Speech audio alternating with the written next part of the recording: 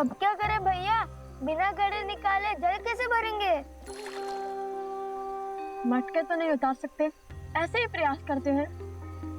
यही एक मंत्र है जिससे असुरी शक्तियों से हम सुरक्षित रह सकते हैं। घड़े में वो प्रवेश नहीं कर सकते हैं।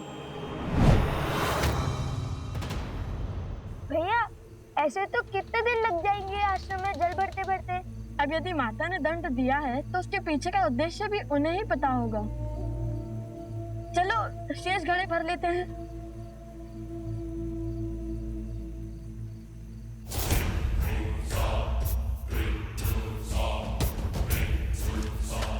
हाँ।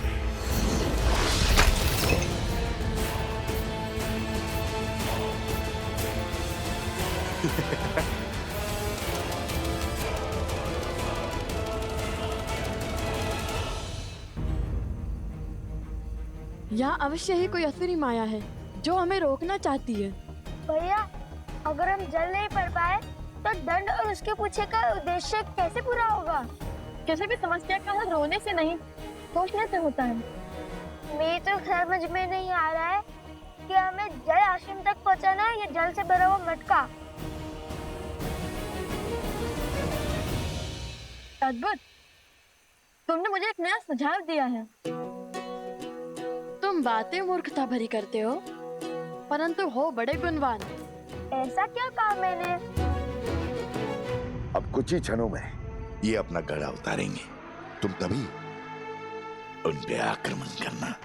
तुमने कहा कि हमें जल आश्रम तक पहुंचाना है, अब चाहे वो घड़े में हो या नहीं। मुझे तो कुछ समझ में नहीं आ रहा भैया। जो भी करे पर ऐसा कुछ मत कीजिए कि माता फिर से रुष्ट ना हो जाए।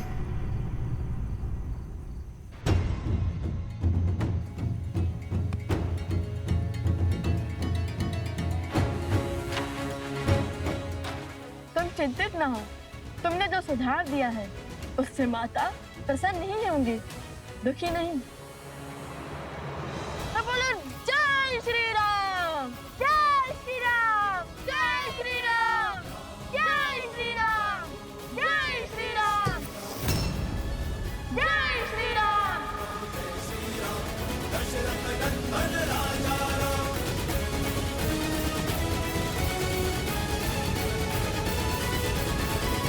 यदि हम दोनों साथ जाएंगे तो वो त्याग नहीं, समस्या से भागना होगा आर्य। जिस क्षण महाराजा राम महारानी सीता को त्यागेंगे उसी क्षण अयोध्या के सब दुख मिट जाएंगे। महाराजा राम महारानी का त्याग करना होगा। राम इस राज को एक सक्षम राजा ही नहीं, सर्वश्रेष्ठ उत्तराधिकारी भी चाहिए। बिना युगल आहुति के न यज्ञ पूर्ण होता है और ना ही उसका फल मिलता है।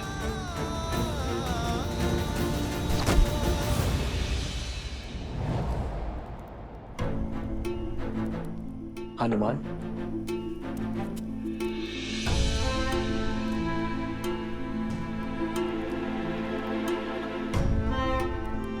क्या बात है हनुमान, तुम्हारे मुख पर व्याकुलता? प्रभु, सहस्त्र रावण के पुत्र चंद्रबाहु ने वानर राज सुग्रीव की पुत्री त्रिनावती का अपहरण कर लिया है। इस कारण महाराज सुग्रीव के राज्य में बहुत अशांति फैल गई है।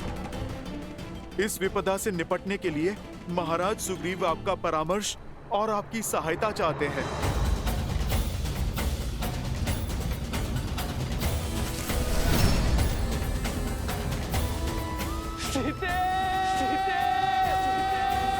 रावण का वध तो हो गया है हनुमान, किंतु उसकी विचारधारा का नाश होना अभी शेष है। दृष्टता और अधर्म हर रूप में धर्म के लिए चुनौती है, किंतु स्त्री को देवी की भांति पूजा करने वाले इस समाज में स्त्री को वस्तु की भांति उठा लेने वालों की धारणा का नाश होना चाहिए। हर युग के साथ पाप का शीश उठता है, किंतु जब पाप चरम पर हो तब धर्म का प्रहार उस पर होना चाहिए। मेरे मित्र वानर राज सुग्रीव के राज्य में आतंक फैलाने वालों को दंड देना हमारा राजकीय कर्तव्य है हनुमान। और एक मित्र होने का परम धर्म भी। युद्ध की तैयारी करो हनुमान। धर्म के पथ पर चलने का समय आ गया है। संसार में बुरी सोच फैलाने वालों का अंत आवश्यक है। मेरे मित्र वानरराज सुग्रीव से कह दो कि उनका ऋण जो मुझ पर है उसे मैं चुका तो नहीं पाऊंगा, किंतु ये राम अपना मित्र धर्म निभाने अवश्य आएगा।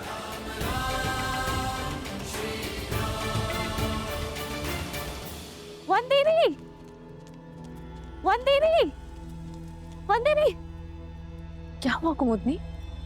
पूछिए मत, आइए देखिए क्या किया है आपके लवकुश ने। अब क्या कर दिया लवकुश ने? देखिए।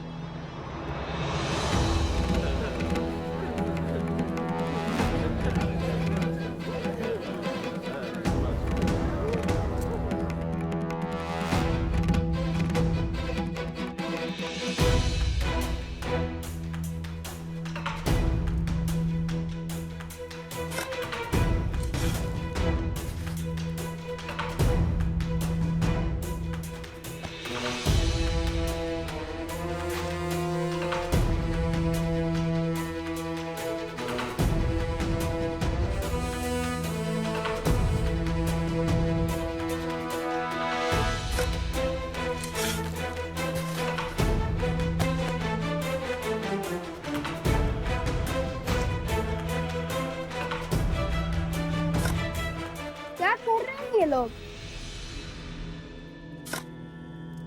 लव कुश, ये जल भरने के स्थान पर क्या कर रहे हो तुम दोनों? यहाँ और ये सर पर मटके। सब बताते हैं माता, सब बताते हैं। बस कुछ क्षण रुक जाइए।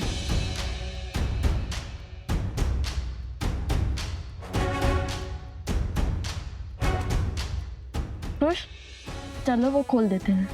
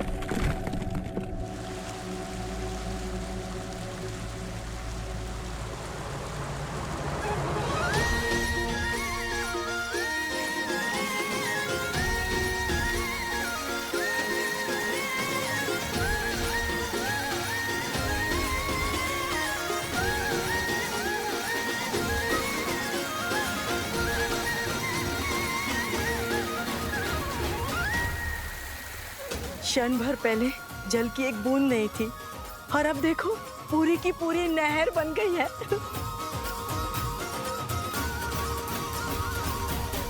और लव कुश की चिंता छोड़ दो वनदेवी। अपने पिता और माता की भांति उनमें भी हर संकट का हल खोजने का सामर्थ्य है।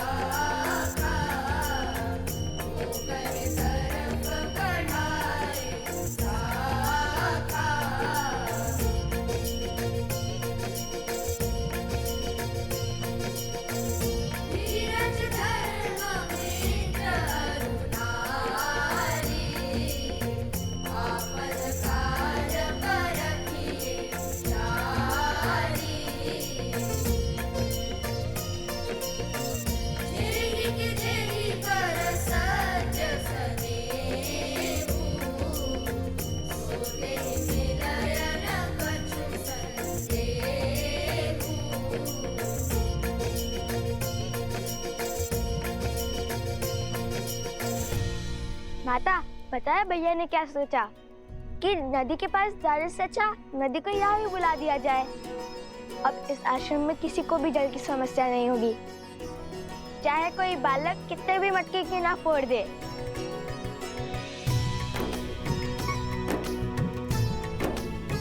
कार्य मेरा था, परंतु सुझाव कुश का। जानती है माता, हमारी प्रेरणा कौन सा प्रसंग बना?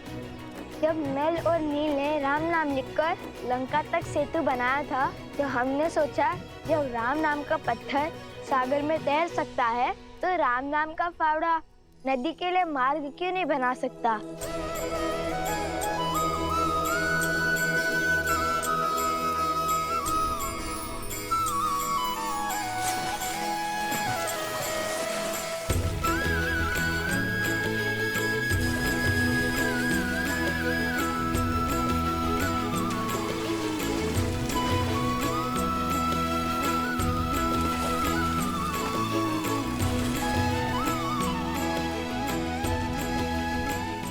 ईश्वर ने लव कुश के भविष्य में क्या रचा है वो तो मैं नहीं जानता, किंतु इतना अवश्य जानता कि ये दोनों अपने भविष्य को आलिंगन करने के लिए पूर्ण रूप से सजे।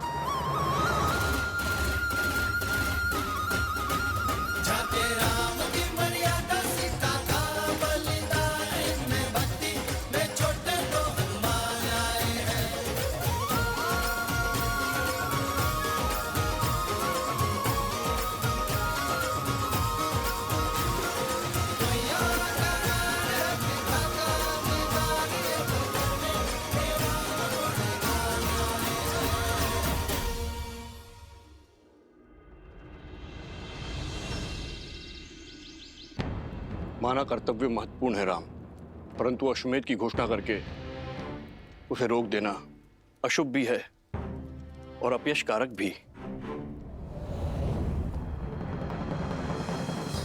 अश्वमेध यज्ञ अवश्य होगा आचार्य।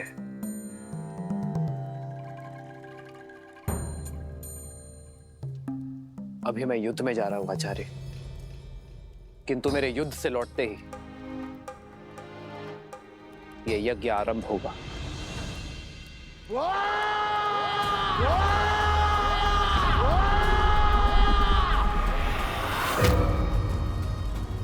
सहस्त्रमुख रावण पराजय के बाद पीछे नहीं हटता और प्रचंड शक्ति से वार करता है। अश्वमेध यज्ञ कदापि नहीं होगा, राम राज्य कभी स्थापित नहीं होगा। पिताश्री,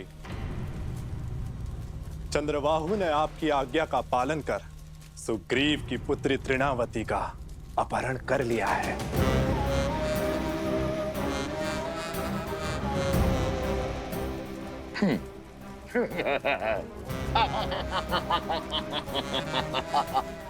कैसे कैसे बचोगे राम मेरे इस प्रहार से? अब राम को सुग्रीव की सहायता के लिए जाना होगा और अयोध्या अश्वमेध यज्ञ से वंचित रह जाएगी। और राम के जाते ही हम अपनी शक्ति से उसकी प्रजा में पुनः धर्म की स्थापना कर देंगे।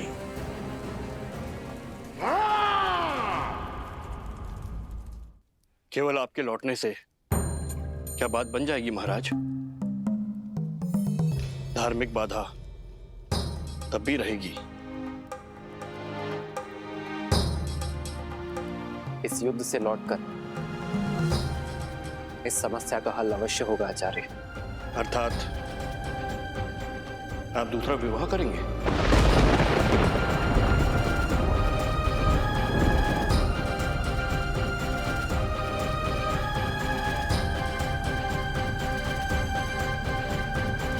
रघुकुल रीत सदा चली आई, प्राण जाए पर वचन न जाए।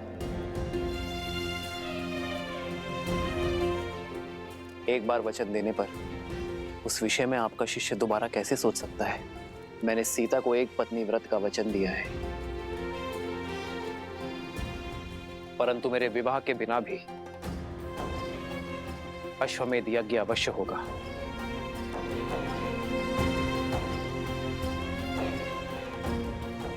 राजा का सपत्नी यज्ञ में बैठना आवश्यक है ना। मैं युद्ध से लौटते ही भरत को अयोध्या का महाराज घोषित कर दूंगा।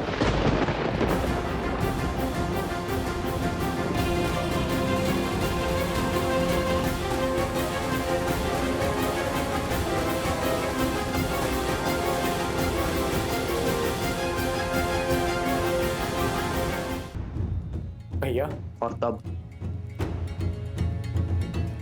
भरत अपनी पत्नी के साथ यज्ञ की वेदी पर भी बैठेगा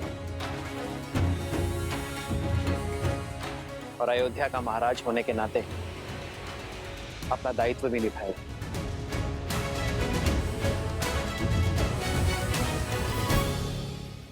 ये क्या कह रहे हैं आप भैया? नहीं, ये मुझे स्वीकार करना होगा भरत, क्योंकि ये मेरा निर्णय है। समझने का प्रयास करो भरत। या तो तुम अयोध्या के महाराज बनोगे या सीता का ये राम किसी और का पति।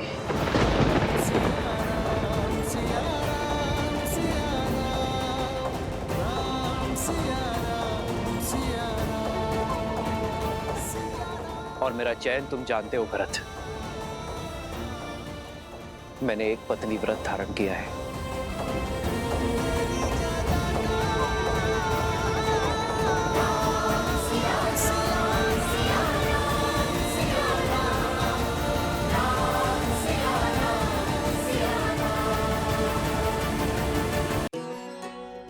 आगे बताओ ना।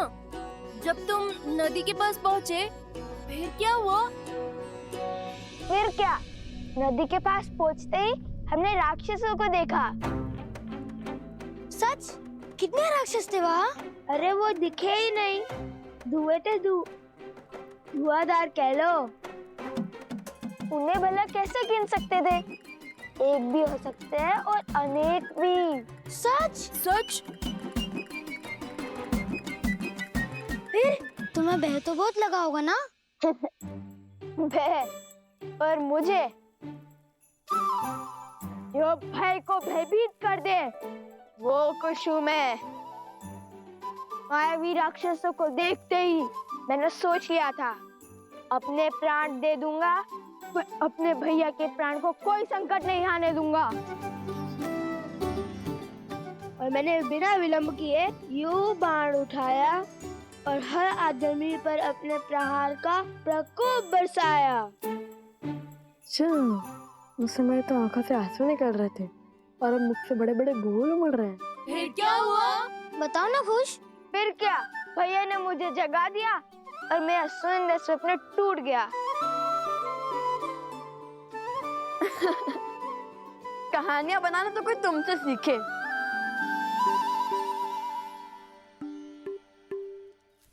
कथा का सार ये है कि माताओं को कितना कष्ट होता है इतनी दूर जाकर जल लाने में। तो हमने सोचा कि जल को ही माताओं के पास लेके आए। क्यों, उचित कहा ना भैया? अवश्य। सच लव और कुश, बहुत वीर हो तुम दोनों। अब ये जल सदा आश्रम के पास रहेगा और वो राक्षस दूर।